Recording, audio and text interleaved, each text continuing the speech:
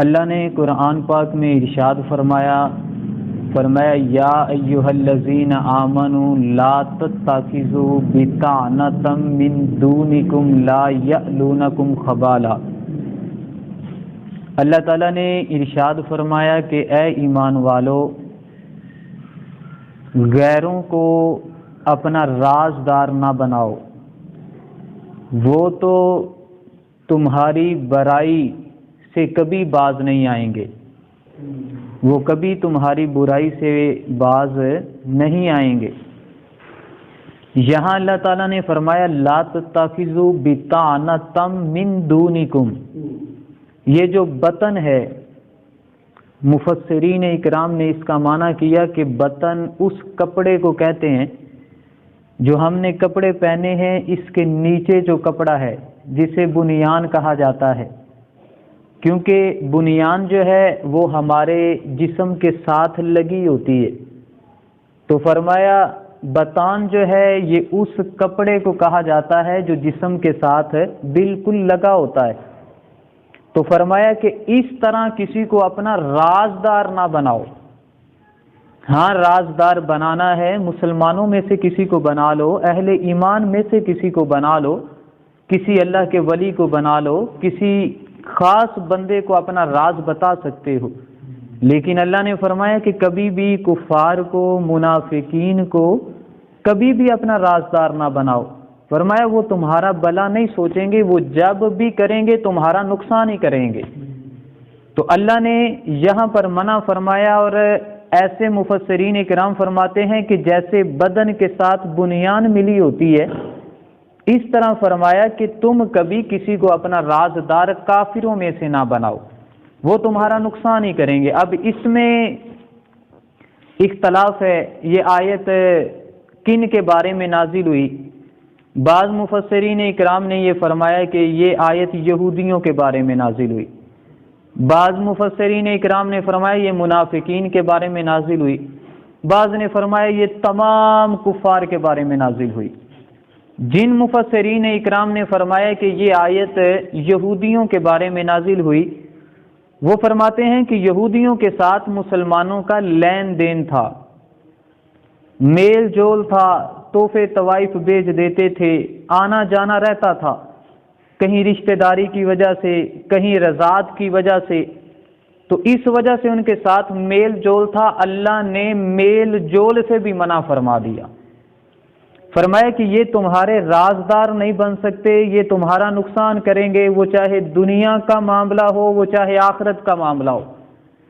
اور حضرت ابن عباس رضی اللہ تعالیٰ عنہ فرماتے ہیں، آپ کا قول ہے، آپ نے فرمایا کہ یہودیوں کے ساتھ مسلمانوں کا میل جول تھا، اس وجہ سے یا تو وہ پڑوسی تھے، ہمسائے تھے اس وجہ سے، یا پھر وہ زمانہ جہالت میں ان کے بہت زیادہ حلیف بن چکے تھے۔ تو اللہ تعالیٰ نے اس سے منع فرمایا ہے۔ یہ یہودیوں سے کبھی کبھی مسلمان مشورہ کر لیا کرتے تھے کوئی دنیا کے معاملات میں، تو اللہ نے یہ بھی منع فرمایا، اللہ کو یہ بھی پسند نہیں۔ اللہ نے فرمایا میں تو کھلی آیتیں بیان کر رہا ہوں، میں تو تمہیں بتا رہا ہوں کہ یہ تمہارے کبھی دوست نہیں ہو سکتے۔ قرآن پاک قیامت تک کے لیے آیا ہے۔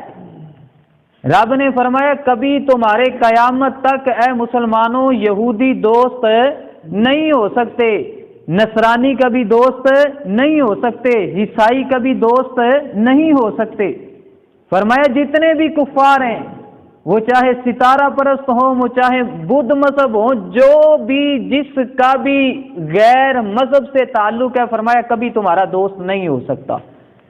اب فرمایا کہ یہودیوں سے اللہ تعالیٰ نے اس لیے منع فرمایا۔ بعض مفسرین اکرام نے فرمایا یہ آیت ان کے حق میں نازل ہوئی، بعض مفسرین اکرام جنہوں نے فرمایا کہ یہ منافقین کے حق میں نازل ہوئی، ان کا یہ فرمانا ہے کہ منافقین، حضرت مجاہد رحمت اللہ علیہ فرماتے ہیں کہ جب مدینہ پاک میں مسلمان گئے تو پھر اللہ تعالیٰ نے منافقین سے میل جول سے منع فرما دیا، تو یہ آیت تب نازل ہوئی۔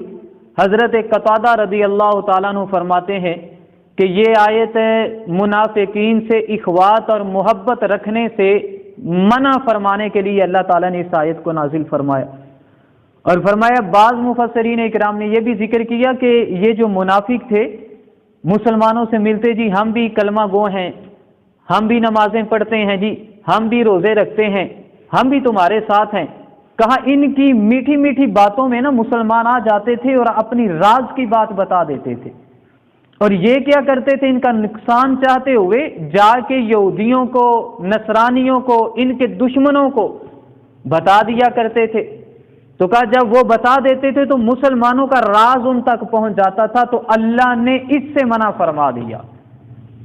یعنی اب اگر آیات کو دیکھا جائے، اصحابہ کے اقوال کو دیکھا جائے، مفسرین اکرام کی تشریحات کو دیکھا جائے، تو ہمیں یہ بات خوب ہم پہ ظاہر ہو جاتی ہے کہ بھئی کبھی بھی ہم نے یہودیوں کو، نصرانیوں کو، ستارہ پرست کو، مشرکین کو، ہندوؤں کو، سکھوں کو کبھی بھی ہم نے اپنا دوست نہیں بنانا۔ ہم جب بھی انہیں دوست بنائیں گے یہ ہمارا فائدہ نہیں کر سکتے، یہ ہمارا نقصان ہی کریں گے، وہ چاہے دنیا کے لحاظ سے ہو چاہے وہ آخرت کے لحاظ سے ہو۔ اب اگر ہم اپنے معاشرے کی بات کریں، اپنے معاشرے پہ ایک نظر ڈال کے دیکھیں، یہ اب بڑا دن آ رہا ہے تو دیکھیے گا ہمارے کتنے مسلمان کتنی تعداد میں یہاں سے جائیں گے اور جا کے یورپ میں، لندن میں یہ جو بڑے بڑے نصرانی ہیں ان کے پاس جائیں گے، ان کی خوشیوں میں شریک ہوں گے، اور وہاں پہ جا کے اور طرح طرح کی سیلفیاں بنا کے پیش کریں گے کہ دیکھو یار یہ بڑا اچھا کام کر رہے ہیں، یار یہ بہت اعلیٰ کام کر رہے ہیں، انہیں مبارکباد پیش کریں گے۔ حالانکہ علماء نے انہیں مبارک دینے سے بھی منع فرمایا ہے، کرسمس کی مبارک دینے سے بھی علماء نے منع فرمایا ہے، اور ان کے ساتھ پھر جا کے خوشیاں منانا اور یہ کہنا کہ یہ ہمارے بھائی ہیں، یہ ہمارے ساتھ، ان کے ساتھ حسن و سلوک کرنا، اور درکنار کے اپنے مسلمان بھائی کو اس کی زیادہ ضرورت ہے۔ میں سوال کرتا ہوں کہ یہ بتاؤ کہ ایک دن انہیں دیا سال میں، وہ صرف ایک بڑا دن ہے، پورے سال میں آتا ہے، وہ مناتے ہیں بس۔ کیا اللہ نے ہمیں کسی چیز کی کمی چھوڑی ہے؟ ہمیں 2 دن دیے، اگر ان کے پاس ایک دن ہے تو ہمیں 2 دن دیے۔ عید الفطر اور عید الاضحیٰ اللہ نے 2 دن عطا کیے ہیں، فرمایا تم دل کھول کے خوشیاں مناؤ۔ بتاؤ کتنے کافر ایسے ہیں کہ جو تمہیں بھی مبارک پیش کرتے ہیں، تمہارے ساتھ بھی آ کے سیلفیاں پیش کرتے ہیں۔ تم تو کبھی فلاں ٹویٹ میں لکھ دیتے ہو کہ بھئی بڑی خوشی ہوئی کہ آج ان کا فلاں دن آ گیا، ہندوؤں کا فلاں دن آ گیا، سکھوں کا فلاں دن آ گیا۔ بھئی تم تو خوشی کا اظہار کر رہے ہو، یہ تو بتاؤ کہ تمہارے ساتھ کون کر رہا ہے؟ ہماری نظر سے تو کبھی نہیں یہ بات گزری، تو پتہ لگا کہ وہ دل میں ہمارے دشمن ہی ہیں۔ اللہ نے اسی آیت میں فرمایا وَمَا تُخْفِي صُدُورُهُمْ أَكْبَرُ، فرمایا یہ تو وہ بات ہے، انہیں اپنا رازدار نہ بناؤ، فرمایا اگر تمہیں دل کی بات بتا دی جائے وہ تو اس سے بھی کہیں بڑی ہے۔ فرمایا ان کا کفر، ان کا بغاوت، ان کا بغض جو ہے وہ تو ان کا ظاہر ہو چکا ہے، وہ کبھی بھی تمہارے خیر خواہ نہیں ہو سکتے، کبھی بھی تمہارا بھلا نہیں سوچ سکتے۔ تو پھر آج مسلمانوں کو کیا ہو گیا کہ یہ، اگر یہ، میں سوال کرتا ہوں کہ اگر یہ وہاں جا کے کرسمس نہیں منائیں گے کیا ہوگا؟ ان کی تجارتیں بند ہو جائیں گی، ان کے معاملات ختم ہو جائیں گے۔ ایسا نہیں ہونے والا، کسی ہیلے بہانے سے بندہ بچ بھی سکتا ہے، لیکن پھر بھی باوجود ہم لوگوں نے، ہمارے بڑے بڑے اثر منسوخ والے لوگ، بڑے بڑے نام نہاد لوگ، بڑے بڑے لبرل قسم کے لوگ وہاں پہ جائیں گے، سیلفیاں بنائیں گے، اپنے معاملات کریں گے، اور بعد میں کہیں گے کہ یہ جی ہمارے بھائی ہیں، ہمیں ان کے ساتھ سلوک کرنا چاہیے۔ بتاؤ کہ رب کا قرآن کیا کہہ رہا ہے؟ تم نے قرآن پہ چلنا ہے یا ان کے آج کے معاملات اور آج کے لحاظ کے ساتھ اپنی زندگی بسر کرنی ہے؟ اور دوسری بات کی جائے تو ہم اپنے، یہ تو چلو اوپر والی بات ہو گئی نا، تھوڑی سی اوپر کی بات کر دی میں نے، اب تھوڑا سا نیچے آ جائیں، اپنے اوپر بات کریں ہم لوگ۔ کبھی کبھی اپنے گریبان میں بھی ہمیں جھانک کے دیکھنا چاہیے۔ اچھا جی منع کیا گیا جی فرانس میں، جی انہوں نے نبی پاک صلی اللہ علیہ وسلم کے خاکے بنائے ہیں، لہٰذا ان کی مصنوعات چھوڑ دی جائیں، ان کے صابن استعمال نہ کرو، ان کے شیمپو استعمال نہ کرو، ان کی جو چیزیں ہیں مصنوعات ہیں انہیں استعمال نہ کرو.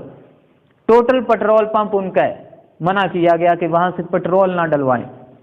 نہیں جی وہ اچھا ڈالتے ہیں. یہ آپ کے اور میرے مسلمانوں کی بات ہے جی. ہمارے تو جو مسلمانوں کے ہیں نا پیٹرول پمپ, وہ تو چور ہیں, وہ تو صحیح نہیں ڈالتے. ڈالتے تو وہی صحیح ہیں. کیوں؟ وہ کلمہ گو جو نہیں ہے نا. اب ہم نے انہیں سپورٹ تو کرنا ہے. اب ہمارے ملک میں ان کے سب کچھ چل رہے ہیں, ہم نے جانا ہے تو ہم نے احتیاط نہیں کرنی. ہم نے نہیں دیکھنا یہ شیل کا پیٹرول پمپ ہے, یہ ٹوٹل کا ہے. یہ آپ کی اور میری بات ہو رہی ہے.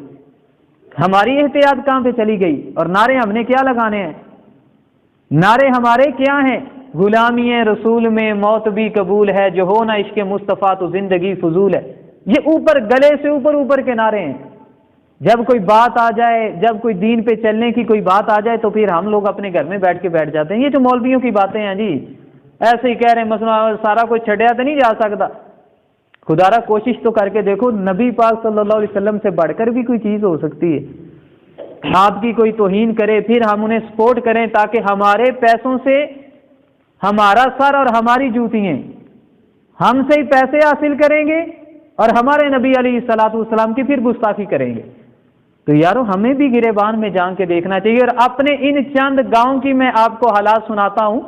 یہاں کے جو مزدور ہیں, مستری ہیں, ہم کہتے ہیں ان سے کام نہ کرواؤ.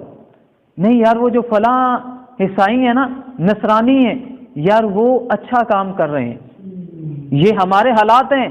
یہاں تک کہ میں نے ایک مدرسے کو جانتا ہوں, ان لوگوں نے عیسائیوں سے تعمیر کروایا. یہ جو چیز ہے, یہ جو ساری چیزیں, یہ ساری جو باتیں کی جا رہی ہیں, ہمیں گریبان میں جھانکنے کی ضرورت نہیں ہے. یہ ساری باتیں ہمیں دیکھنے کی ضرورت ہے. اور یہ آپ اور میں کر رہے ہیں, کوئی تیسرا بندہ نہیں کر رہا.